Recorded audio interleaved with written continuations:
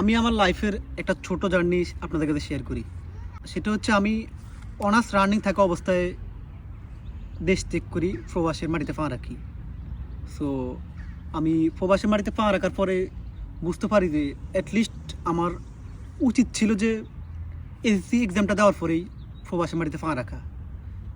Not only আমি, I think আমার মতো যারা এখন এই এজটাতে আছে, এই জীবনটা পার করতেছে, তাদের সবারই এই চিন্তাটা মাথায় ঘুরতেছে যে প্রবাসের মাটিতে যারা এখন আসবে, আই থিঙ্ক 90 or 95% যারা এখন বাংলাদেশে অবস্থান করতেছে তারা কেউ এখন দেশে থাকতে চাচ্ছে না।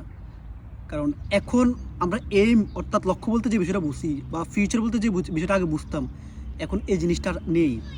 এখন ফিউচার মানে হচ্ছে টাকা, এইম মানে হচ্ছে টাকা।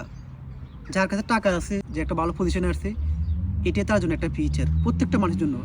আমরা ফিউচার বলতে যেটা বুঝতে পারতাম যে ভালো একটা ডিগ্রি অর্জন করা, একটা ভালো একটা পর্যায়ে দেওয়া, কেউ একটা ইঞ্জিনিয়ার হয়েছে, গ্রাজুয়েশন কমপ্লিট করছে, তাদেরকে ফিউচার। বিকজ এখন সবার মাথার ভিতরে সবার টেনিসে একটা জিনিস ঘুরে, সেটা হচ্ছে টাকা। সো যার কাছে টাকা আছে তারই ফিউচার।